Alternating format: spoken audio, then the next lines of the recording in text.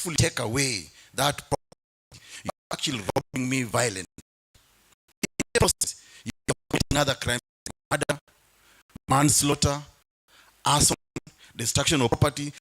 So we as the attacker, as we seek this empowerment, know that even our practices offend the rule of law.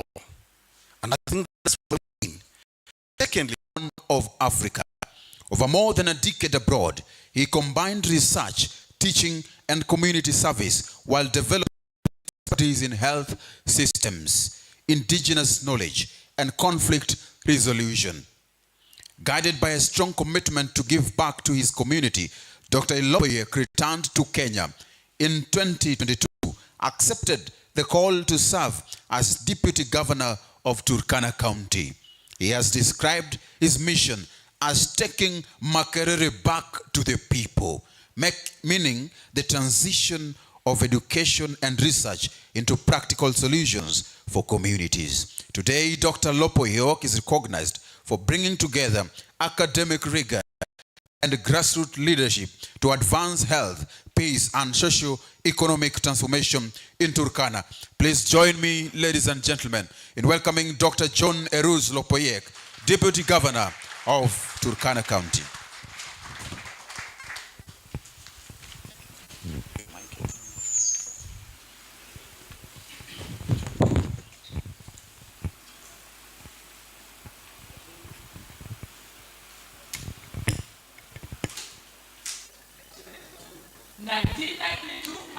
Crowd today has made sure that I can see here. The last time when I was standing at this podium, I was almost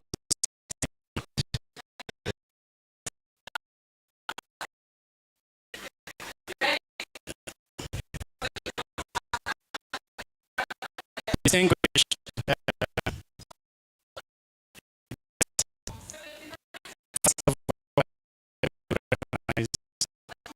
Speaker of the County Assembly of Turkana, Charles Lokioto,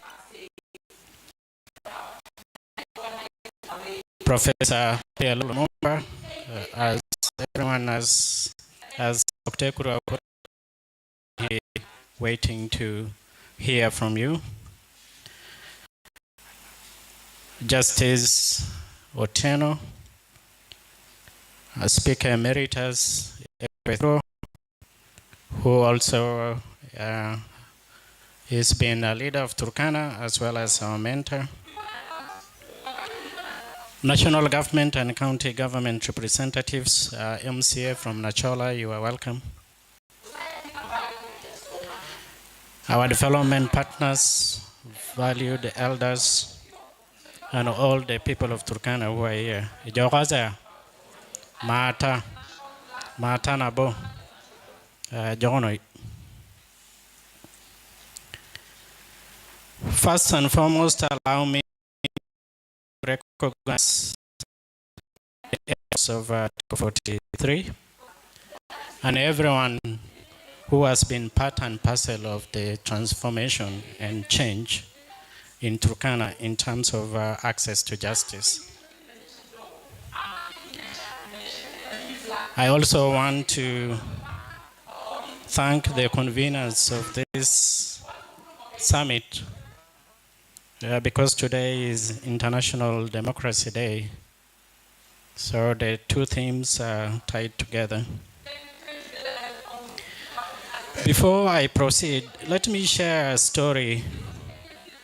And this story, I'm going to paraphrase it, but don't mistake this to mean that I'm a comedian. But today I think I'll be okay for that. In 2002, I took over as Assistant Director for Justice and Peace Program in Turkana.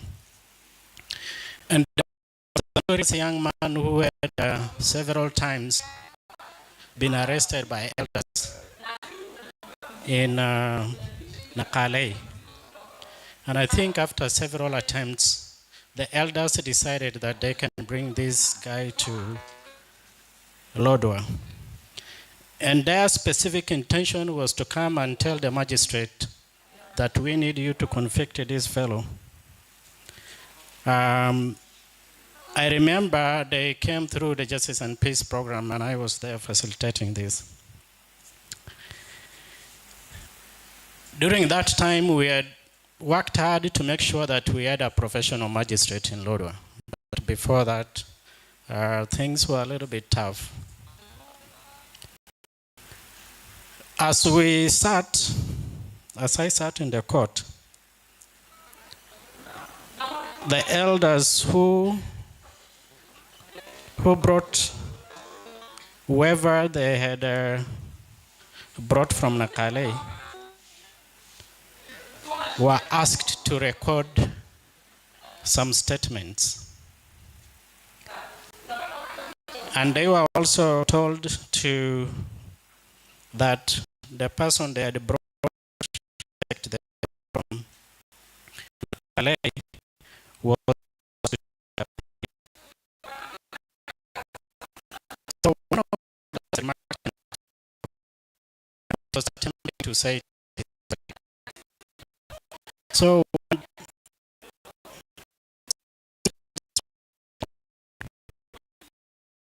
in court. One of the elders remarked and said, and this is what he said, Wonai. So that is now referring to the magistrate. Akili bure, mchinga peke yake.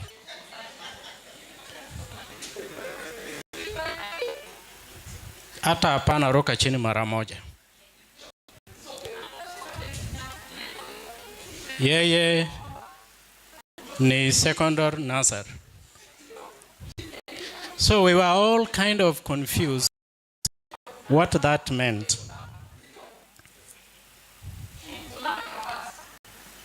So we tried to get the translation, and this is what he said he meant. He was telling the magistrate, I thought that you are educated beyond nursery school and high school to know that we the elders cannot come all the way from Nakale to come to Lodwar for you to ask us to write something about somebody that has disturbed the peace in Nakale for several times. And then he said, no wonder since we came in this court, we have not seen you stand up.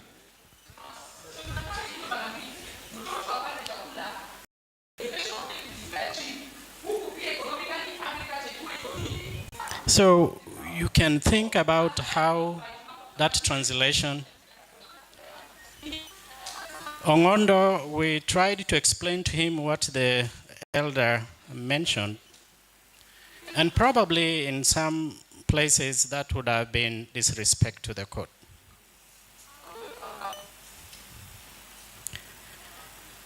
And another example I can give is when I was consulting for BBI for Frederick Newman Foundation. And you would see the legal arguments, both in court and outside court, even those who came in mainstream media to educate the public about what is going on. We lost everything in that legal.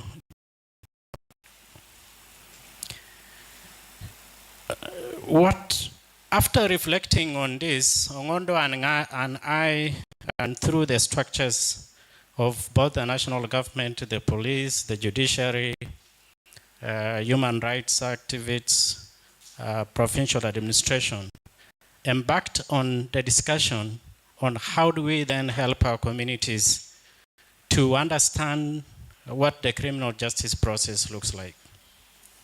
I remember coming to an article written by Ekura Quarters, I don't know if it was his dissertation, at the University of Warwick, where he was talking about Kenya.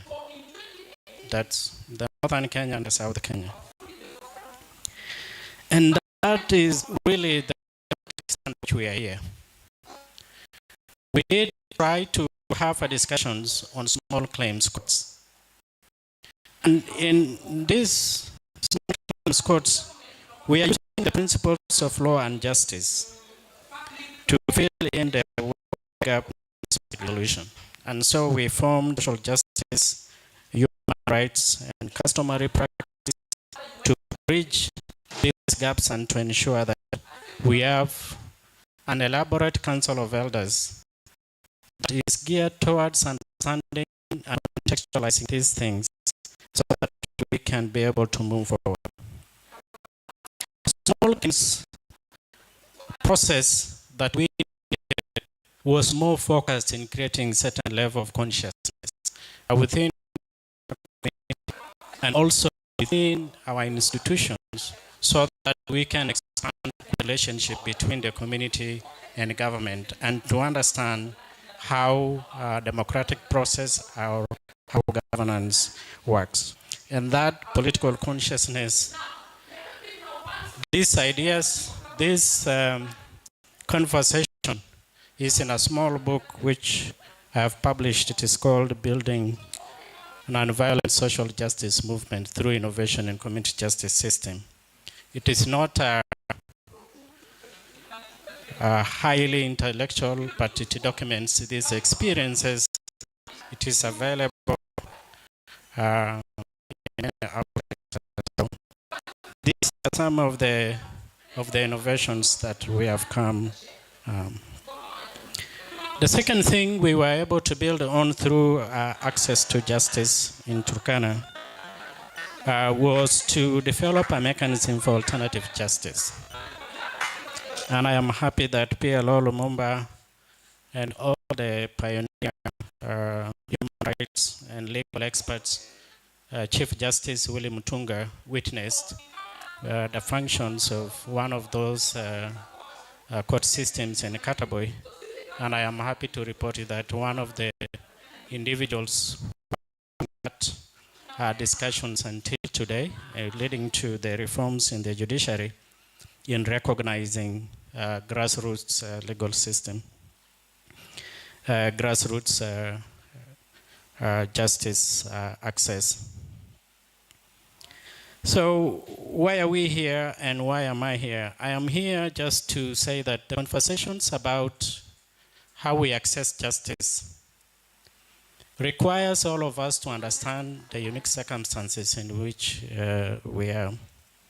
One of the things that Dr. Kuraukot did mention here is about how we integrate our attacker interactions into something that can be recognizable within the systems and within the government of Kenya, Sudan, and Ethiopia.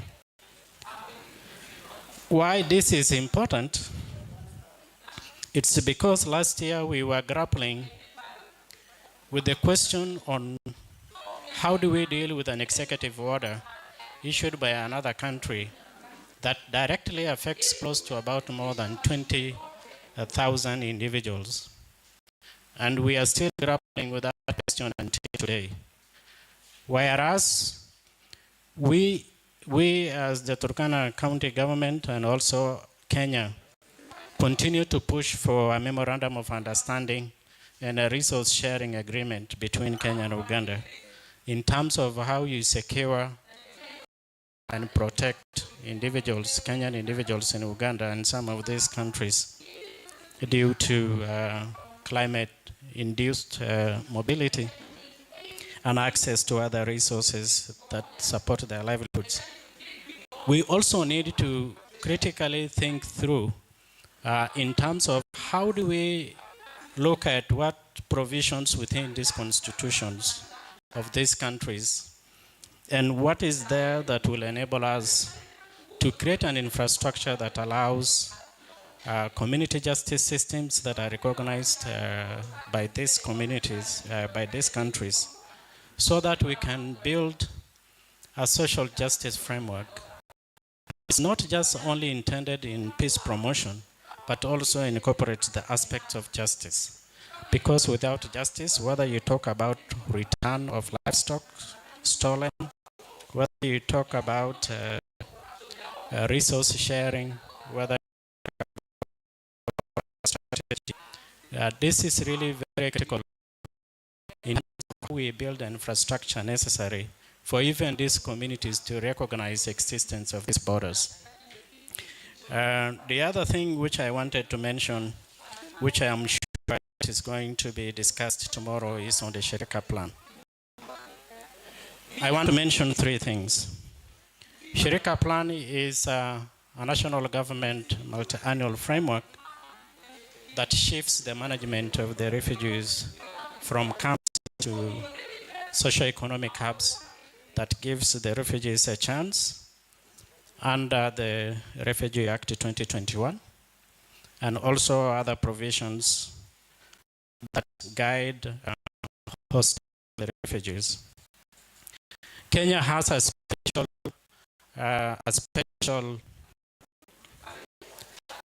provision for refugees from South Sudan, which is the prima facie. We need also first to know that it is the Kenya, not UNHCR. UNHCR is coordinating. Sherika plan has been developed from a integrated socio-economic development plan and plan 2. And so it is a framework that has been developed here in Turkana. And that framework is the one that is influencing the Garissa integrated socio-economic plan. And that plan had provided a transition, and that transition was supposed to be captured in a framework, and that led to Sherika plan. I want to demystify two things. Number one, Sherika plan is not a new thing. We are looking at it as something that is to develop a lot of infrastructure, but it is actually supposed to transition from the projects that has prospects for development and investment to a bigger plan of ensuring that it is easy to implement programs that supports the refugees integration. The discussions tomorrow, I'll make an effort to be present. There are three things within that we want people to differentiate. Number one, and provided assistance has to do with the county government or the national government. It has to do with World Food Program, and World Food Program is working with other development partners to manage the crises that are likely to come as a result of people moving out of the Kakuma or Kalobeye settlements. We are aware that there are more than to go back to southern Sudan. The Sherika plan has a pillar that allows the refugees to make decisions for themselves, and we do not want that to be mistaken by just the fact that they are not getting proper assistance. There are loopholes within the provisions that allow assistance to be differentiated or according to how the individuals within the camp are categorized. Then those issues needs to be resolved under the structures that exist to deal with them. In terms of implementation of the pillars of the Sherika plan,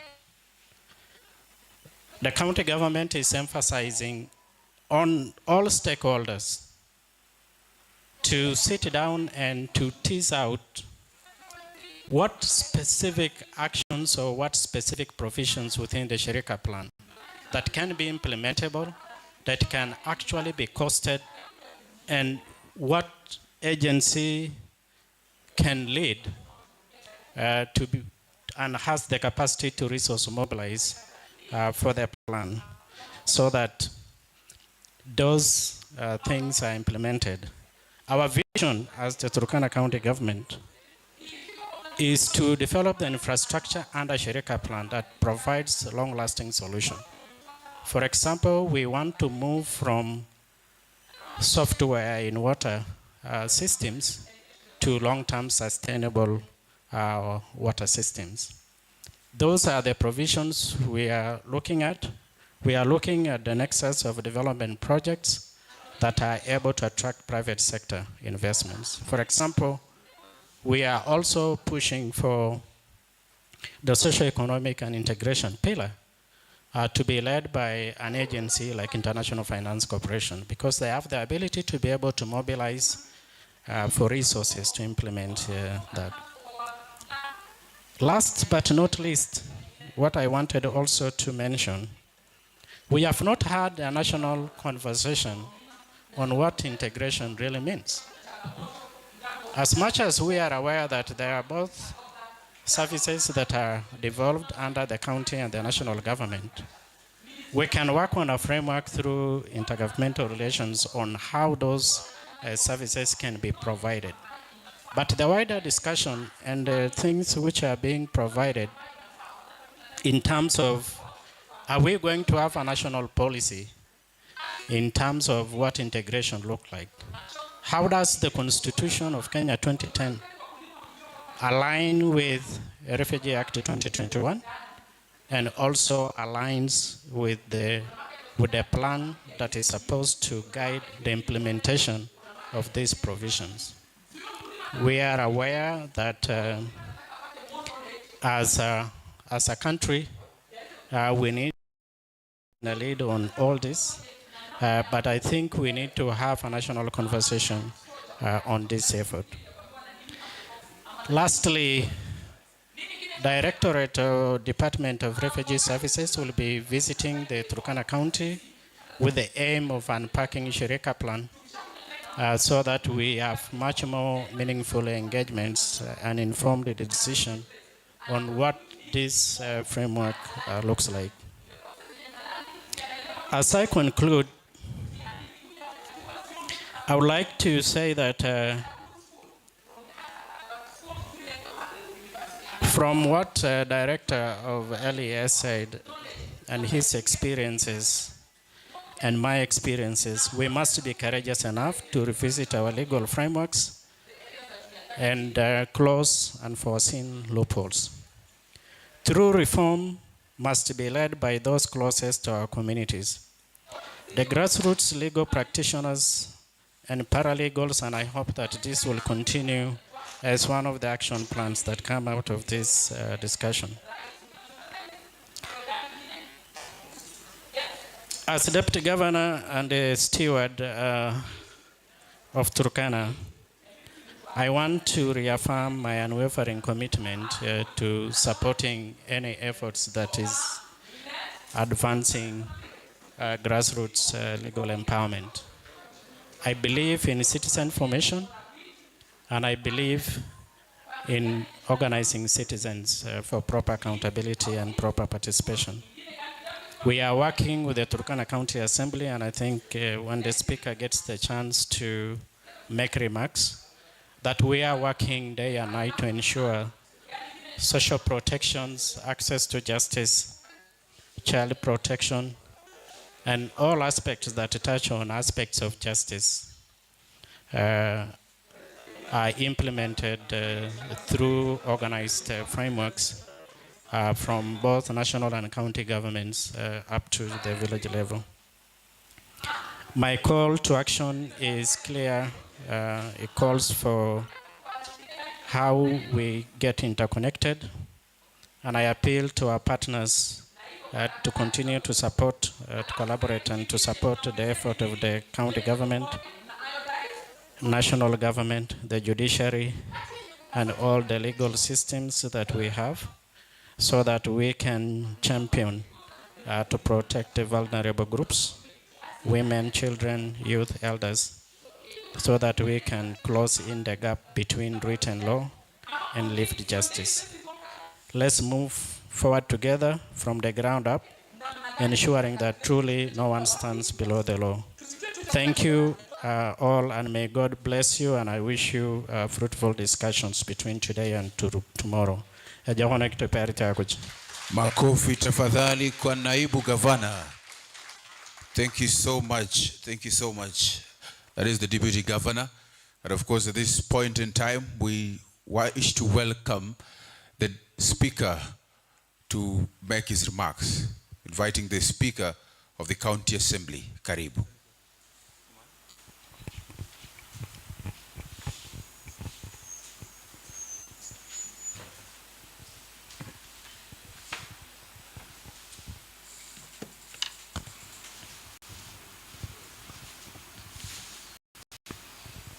Thank you. I take this opportunity to recognize Your Excellency, Professor Lumumba, Dr. Kura Aukot, PJ Otieno, SS1, David Ekwe Thuro, the county government officials, the county assembly officials, organizations who are here, the public, students, and the community members. Hamjambo. Hamjambo. Mungu ni mwema kila wakati. Asanteni. Mimi naitwa Charles Lokiote Woi, ndiye speaker wa county assembly ya Turkana. I am pleased to be part of this sitting where we are discussing about how do we move from the law that is in the houses to the people we represent.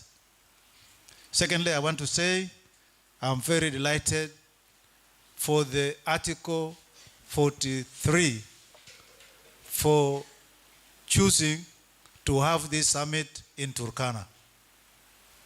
And secondly, targeting the Ateker group, a group that speaks the same language, but differ most of the time when it comes to resources or resource sharing. So this gives us an opportunity to unpack what are those impediments that take effect, that bring conflict. We know we have had formal legal laws and establishment and institutions, but many a times we have ignored the informal governance. That informal governance is the governance that those in those villages where the CEO Nabenyo was talking of his father conducting those dispute resolution, and even ignoring where the life of a person has been taken. But they try to find out how do we solve that. But having said that, it is through the laws we make that are within our judicial system are enshrined and specific on areas of operation. I want to give an example of this county.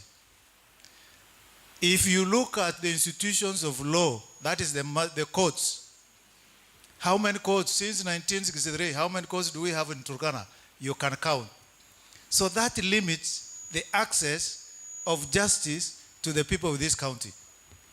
And two, people of this county fear the courts. If you tell them today you are required to give an evidence in court, one, they will deny they were not there.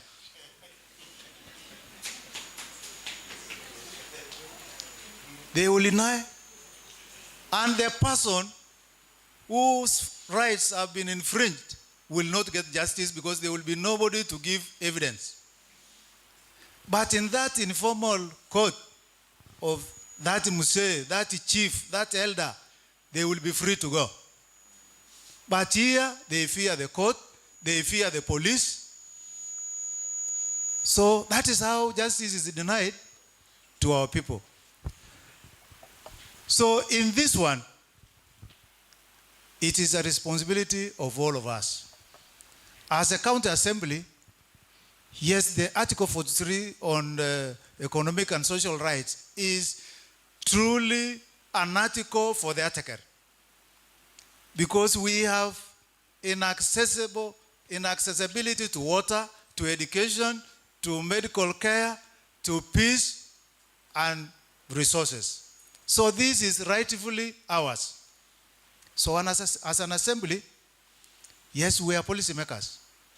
And ours is to see that in these social rights, in education, we make laws that are specific and realistic, that this is what we want to get. We want to get water in this place. Then we also come in apportioning in terms of budgets. We all know every time resources are scarce. So we see what is possible where, so that we can be able to do that. Then the laws, we take them to community in the form of public participation. So this is where they give. But even doing that, the public participation is limited to a certain extent. We don't reach that Turkana man in Lokiriama, in Lotere, in Lokonamur, in Silale, in Nachola. Those are our limitations. But we have done our bit. That's what we were supposed to do. Then, secondly, on the same, as an assembly, and as a speaker of this assembly, I have reached out to my colleagues in Ateker, the speakers of the Ateker community, especially those in Karmoja Affairs. In August, we had five speakers from Karmoja Affairs. Here in Lodwar, we had a meeting. And as we speak, I carry another hat of the chair of Ateker. Now,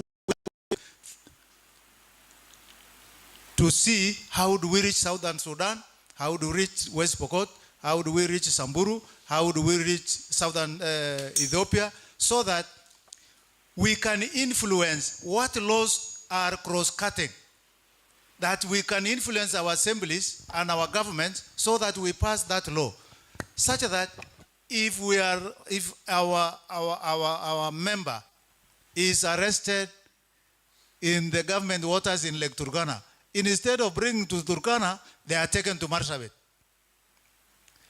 Then, if a Turkana is arrested in Uganda, they are taken to their cells and their law is used, and sometimes they are taken to Kampala.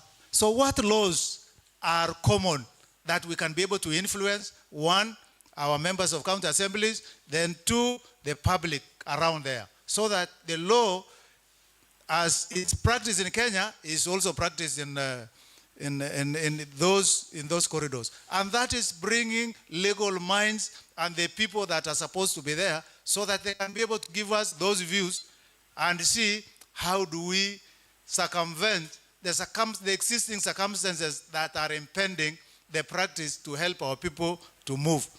Then the other thing on the same is that in June, we tried to move out of our assembly, the established assembly, and went to Kakuma for Bunge Mashinani. So in the Bunge Mashinani, we were exposing our practice to the communities. And on top of what we did in the Bunge Mashinani, we also had the Bunge la Mwananchi. And Bunge la Mwananchi, one of the topic was on Shirika plan. If this was in Kakuma, Dr. Kura Ukot, you would have felt, I know you know this, you would have felt how the misconception of what Shirika plan is in people's mind and what is in the paper. So I think, to me, I am happy to see this, that it is, one, you are unpacking, then two, the DRS will also be coming, so that even as a leadership, we are able to confront the issues and the questions that are being asked, so that we can say, yes, this is the right position of things as concerns to Shirika plan. So I would say, in a nutshell, that it is a responsibility of us to move around and see that what is practiced in these other areas so that we can be able to align what we require to do. Then on partners, we know policies of every partner differ from another partner. But when it comes to a common issue like the legal empowerment of our people, because here we are empowered to some stage, but the people we target, the local person who does not know the right, as somebody said, there are some rights that local tree is infringing. That is true. One of them is the early marriages. They say that is right.